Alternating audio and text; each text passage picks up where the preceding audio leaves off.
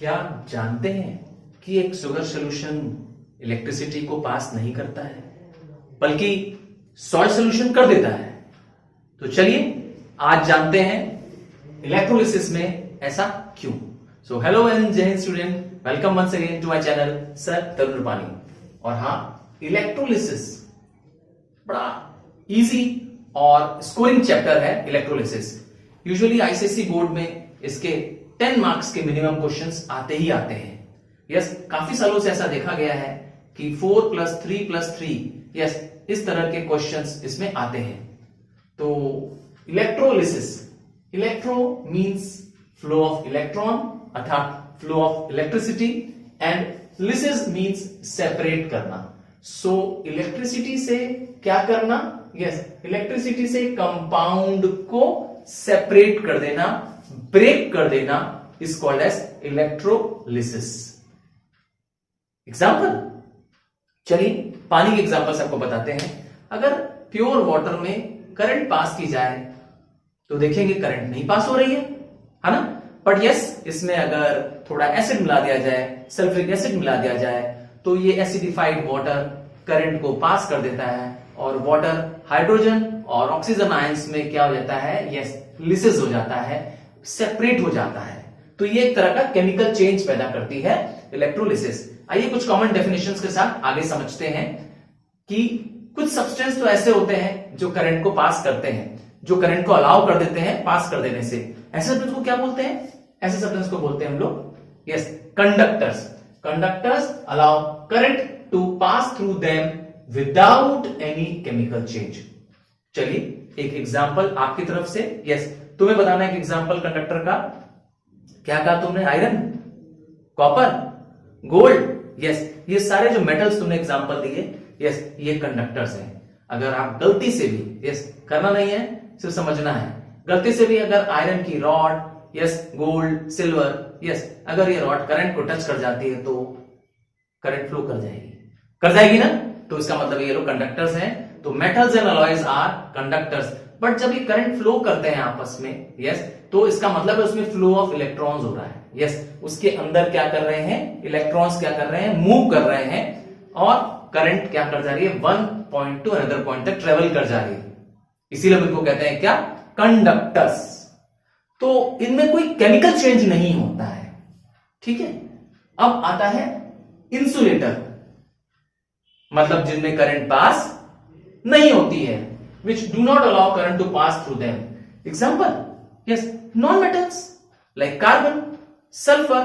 Yes, अगर plastic की बात करें, yes, वुड की बात करें, तो ये भी क्या है? इंसुलेटर्स हैं। इनमें करंट पास नहीं होती है। क्वेश्चन आ रहा होगा तुम्हारे मन में, सर इसमें करंट पास नहीं होती है, क्यों नहीं होती है? ये जानना चाहते हैं? तो क्योंकि इनके पास फ्री इलेक्ट्रॉन्स नहीं होते हैं, मोबाइल इलेक्ट्रॉन्स नहीं होते हैं, मूवेबल इलेक्ट्रॉन्स नहीं होते हैं, इसीलिए इंसुलेटर्स में करंट पास नहीं होती है। और कंडक्टर में होते हैं, फ्री इलेक्ट्रॉन्स होते हैं, जिसकी वजह से करंट क्या कर जाती है? फ्लो कर जाती है। आइए इलेक्ट्रोलाइट्स के बारे में जानते हैं। इलेक्ट्रोलाइट्स क्या है? तो इलेक्ट्रोलाइट्स वो कंपाउंड्स हैं, वो कंपाउंड है जो मॉल्टन या एक्वस सोल्यूशन में, मॉल्टन मतलब पिघल जाने पर, यस पिघल जाने पर, और या तो उसका कोई सोल्यूशन पानी में घुल दें उसको, अगर उसका एक्वस सोल्यूशन बना दें, पानी में उसका सोल्यूशन बना दें, तो तब वो कंडक्ट इलेक्ट्रिसिटी करता है। सोल्यूशन बनाने में भी कर सकता है, और या तो उसको पिघला दिया जाए, यस इतना हीट कर दिया जाए कि वो मेल्ट हो जाए, तब भी वो करंट पास करने देता है। और उस दौरान क्या होता है? तब उसके अंदर केमिकल चेंज होने लगता है। और यही लिक्विड या मॉल्टन स्टेट में जो कंपाउंड है कहलाता है इलेक्ट्रोलाइट। सो आज का क्वेश्चन मेरा आपके साथ यही था कि एक इलेक्ट्रोलाइट का मैंने एग्जांपल दिया, सॉल्ट सॉल्यूशन। यस, घर में जो आपके पास नमक है, अगर उसको पानी में घोल दिया जाए, डिसॉल्व कर दिया जाए, तो वो एक्वस सॉल्ट सॉल्यूशन हो जाएगा। और अगर इसमें करंट को, यस दो टर्मिनल्स को, पॉजिटिव और नेगेटिव, एनोड और कैथोड को डाल करके बैटरी से कनेक्ट कर दिया जाए और साथ में एक बल्ब लगा दिया जाए, यस तो देखेंगे कि करंट पास हो रही है और बल्ब भी जलने लगेगा। क्यों? क्योंकि ये क्या है? इलेक्ट्रोलाइट है। तो इलेक्ट्रोलाइट वो केमिकल कंपाउंड है जो इलेक्ट्रिसिटी को पास करने देगा और उसकी वजह से यस उसमें केमिकल चेंज होगा। वो अपने आयंस में क्या हो जाएगा, ब्रेक हो जाएगा, जिसमें पॉजिटिव और नेगेटिव आयंस वो क्या कर देगा, रिलीज कर देगा। आइए नॉन इलेक्ट्रोलाइट की बात करते हैं। तो नॉन इलेक्ट्रोलाइट, यस, जो कंपाउंड जो सॉलिड या एक्वस स्टेट में तो होते हैं but they do not conduct electricity. Yes, आज मैंने यही दूसरा पार्ट यही क्वेश्चन में पूछा था कि शुगर सॉल्यूशंस क्यों नहीं इलेक्ट्रिसिटी कंडक्ट करते हैं, तो ये रहा आपका जवाब, क्योंकि यस वो एक नॉन इलेक्ट्रोलाइट है। शुगर सॉल्यूशन कंडक्ट इलेक्ट्रिसिटी नहीं करता है, क्योंकि जब उसको पानी में घोल डाल देते हैं अर्थात उसका एक्वस सॉल्यूशन बना देते हैं, तब उसके अंदर मॉलिक्यूल्स पैदा होते हैं, आयंस नहीं प्रोड्यूस करता है, नतीजा करंट पास नहीं होती है। सो ये नॉन इलेक्ट्रोलाइट है। इसका मतलब सॉल्ट सॉल्यूशन में क्या होता है, करंट तो पास होती है पर उसमें आयंस पैदा होते हैं, पॉजिटिव और नेगेटिव आयंस पैदा होते हैं, कैटायंस और एनायंस जनरेट करता है, नतीजा वो करंट को पास करने देता है। कौन, इलेक्ट्रोलाइट। कॉमन सॉल्ट इसका सबसे इजी एग्जांपल है, और इसका मैंने बताया शुगर सॉल्यूशन। तो आज का क्वेश्चन मैंने थोड़ी देर पहले पूछा था, आपको जवाब अब मिल गया होगा। आइए आगे बढ़ते हैं, मेटेलिक कंडक्टर और इलेक्ट्रोलिटिक कंडक्टर में डिफरेंस जानते हैं। मेटेलिक कंडक्टर, यस, कोई कॉपर की रॉड ले ले, कॉपर की वायर ले ले, यस, वो एक मेटेलिक कंडक्टर का एग्जांपल हो सकता है, क्योंकि कॉपर की वायर मेटल की बनी होती है। और इलेक्ट्रोलाइट का एग्जांपल ले लेते हैं, अभी मैंने एग्जांपल दिया था सॉल्ट सॉल्यूशन, यस, नमक का जो घर का सॉल्यूशन है, जो एक्वस सॉल्यूशन है, वो आपका क्या है, एक इलेक्ट्रोलाइट है। आइए दोनों में डिफरेंस जानते हैं। तो मेटेलिक कंडक्टर्स में फ्लो ऑफ करंट जो होती है वो सिंगल स्ट्रीम में होती है। क्या, सिंगल स्ट्रीम में होती है। नेगेटिव से पॉजिटिव पोल की तरफ फ्लो ऑफ करंट होती है। जबकि इलेक्ट्रोलाइटिक में क्या होता है, यस, जब इलेक्ट्रोलाइटिक में दो स्ट्रीम में करंट फ्लो करती है, पहला कैटायन से कैथोड तक, कैटायन से कैथोड तक, और दूसरा एनायन से एनोड तक, ए और सी। याद हो जाएगा आपको, कैटायन से कैथोड तक और एनायन से एनोड तक। तो इसमें करंट दो स्ट्रीम में फ्लो करती है, किसमें, इलेक्ट्रोलाइटिक कंडक्टर में। और मेटेलिक कंडक्टर का एग्जांपल, मेटेलिक कंडक्टर का एग्जांपल एलॉयज और मेटल्स, और जबकि इलेक्ट्रोलाइटिक कंडक्टर का एग्जांपल है इलेक्ट्रोवैलेंट या ionic compounds. Ionic compounds, yes, जो कंपाउंड मेटल और नॉन मेटल के मिलने से बनते हैं उनको कहते हैं हम लोग इलेक्ट्रोवैलेंट या आयनिक कंपाउंड, जैसे कि हमारा सॉल्ट सॉल्यूशन, यस, जो हमने घर का सॉल्ट बताया, सोडियम क्लोराइड, मैग्नीशियम सल्फेट, है ना, कॉपर सल्फेट, तो ये लोग इलेक्ट्रोवैलेंट कंपाउंड है। तीसरा डिफरेंस, तो metallic conductors usually solid state में होते हैं और लिक्विड स्टेट में क्या करते हैं, करंट पास करते हैं। जबकि इलेक्ट्रोलाइटिक कंडक्टर्स क्या होते हैं, या तो वो मॉल्टन स्टेट में कंडक्ट इलेक्ट्रिसिटी करते हैं अर्थात जब पिघल जाते हैं, फ्यूज्ड स्टेट में होते हैं, और या तो क्या होते हैं, उनमें पानी मिला दिया जाता है और वो क्या करते हैं, करंट इलेक्ट्रिसिटी, करंट को पास करने देते हैं। Metallic conductors, yes, metallic conductors का लास्ट डिफरेंस है, मेटेलिक कंडक्टर में फिजिकल चेंज होता है जब करंट पास होती है। एक एग्जांपल, आपने स्विच ऑन किया, आपके यहां बल्ब जैसे ऑन करते ही जलने लगा, तो क्या हुआ, बल्ब जला, तो कोई केमिकल चेंज हुआ, नहीं। आपने स्विच ऑफ कर दिया, बल्ब बंद हो गया, फिर स्विच ऑन किया, बल्ब फिर जल गया। तो जो इलेक्ट्रॉन फ्लो किए उस कॉपर वायर में कोई नया सब्सटेंस प्रोड्यूस नहीं हुआ, कोई इरिवर्सिबल चेंज नहीं हुआ, यस, तो इसीलिए फिजिकल चेंज होता है मेटेलिक कंडक्टर में करंट पास होने पे। बट इलेक्ट्रोलाइटिक कंडक्टर में अगर आप करंट पास करेंगे, यस, जैसे कि मैंने कहा कंपाउंड में करंट पास करेंगे, तो वो कंपाउंड क्या हो जाएगा, अपने आयंस में ब्रेक हो जाएगा, एनायन और कैटायन में ब्रेक हो जाएगा, और नतीजा क्या हो जाएगा, उसमें केमिकल चेंज आ जाएगा। आई होप समझ में आ रहा है, समझ में आ रहा है तो यस लाइक बटन प्रेस करो। और हाँ, इसी तरीके से अपने सारे चैप्टर्स को समझने के लिए चैप्टर्स का नाम लिखो, यस, चैप्टर का नाम लिखो और उसके आगे लिखो बाय सर तरुण पानी, यस, बाय सर तरुण पानी। I am sure you will get the videos on it, and along with that मेरे ग्रुप को ज्वाइन करो, सुपरस्टार्स को, जो एक व्हाट्सएप ग्रुप है। और हाँ, अगर आप फेसबुक यूज करते हैं तो फेसबुक में भी मेरे सारे वीडियोस और नोट्स उपलब्ध हैं। ये सारे लेसन्स जो इजी लैंग्वेज में मैंने आपके लिए बनाए हैं आपको उपलब्ध रहेंगे मेरे व्हाट्सएप ग्रुप में, और हाँ, फेसबुक में भी उपलब्ध रहेंगे।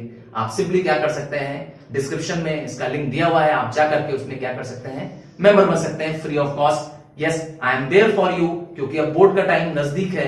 क्विकली और स्मार्टली क्या करिए, अपनी पढ़ाई करिए बिना टाइम वेस्ट किए। So the chapter is still on, so कहीं मत जाइए।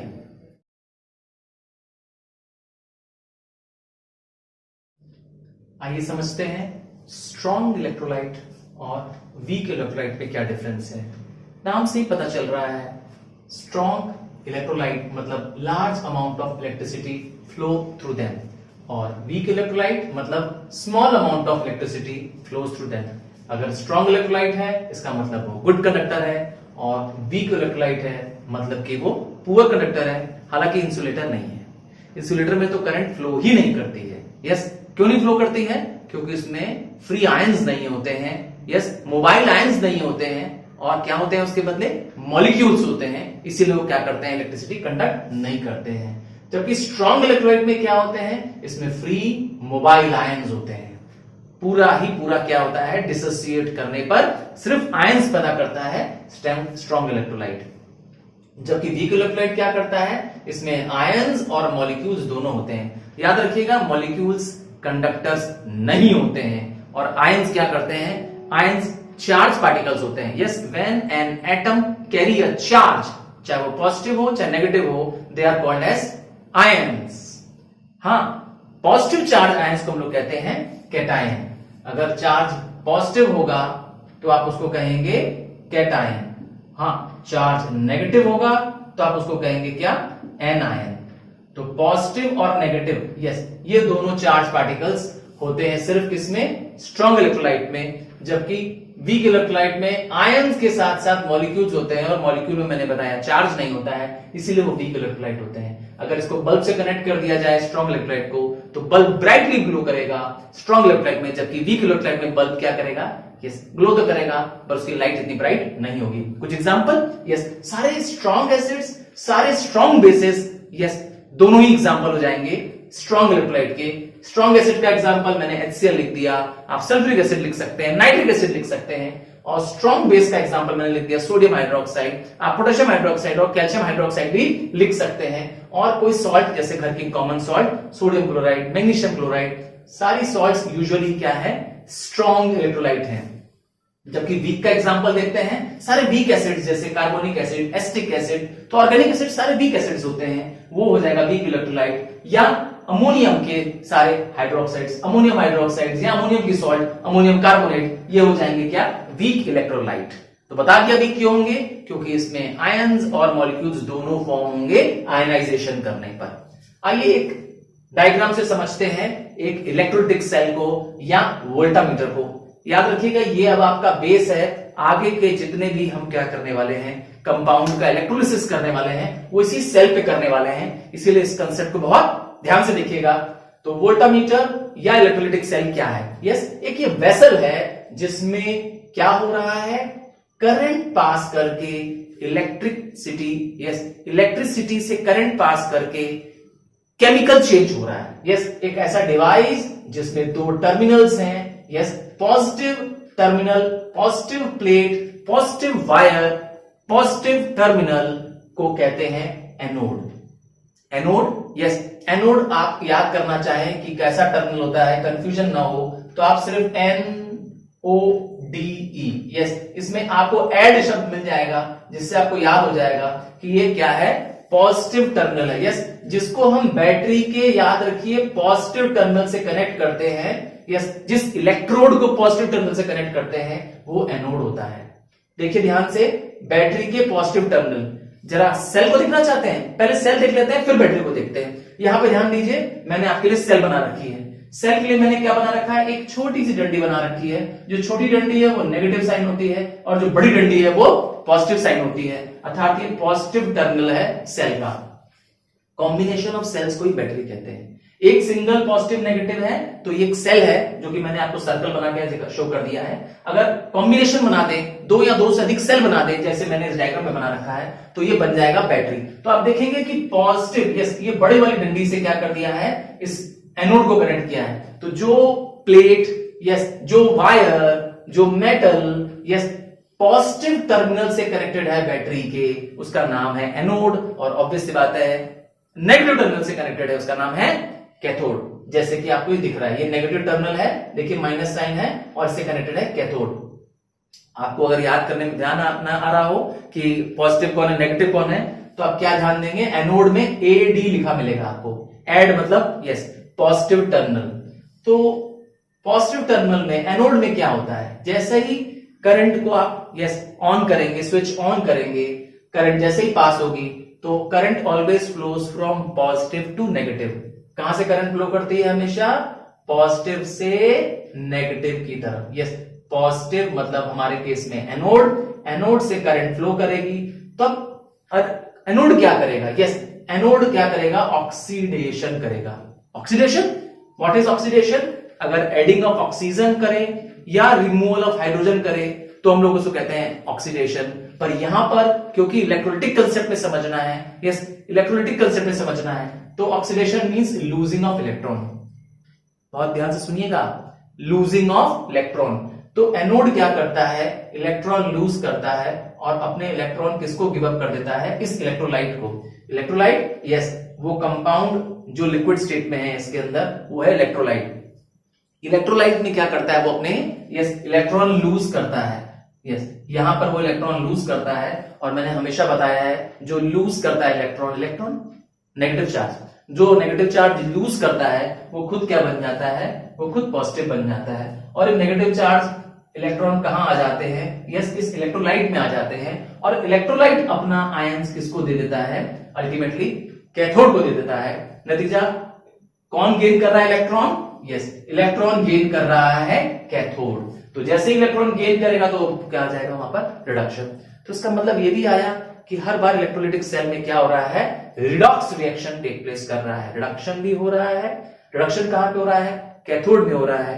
रिडक्शन यहां पर क्यों है, क्योंकि ये नेगेटिव चार्ज बन जा रहा है, क्योंकि ये इलेक्ट्रॉन क्या कर रहा है, गेन कर रहा है। तो एक तरह से कैथोड जो है वो रिजर्वायर ऑफ इलेक्ट्रॉन है, इलेक्ट्रॉन्स का भंडार है, क्योंकि हर बार वो क्या कर रहा है, देखिए आप एरो से, मैंने डार्क एरो के लिए बना रखा है, इलेक्ट्रॉन गेन कर रहा है, ये रहा माइनस मैंने दिखाया, ये गेन कर रहा है, और एनोड क्या कर रहा है, इलेक्ट्रॉन लूज कर रहा है। इसीलिए एनोड में ऑक्सीडेशन और कैथोड में क्या हो रहा है, रिडक्शन।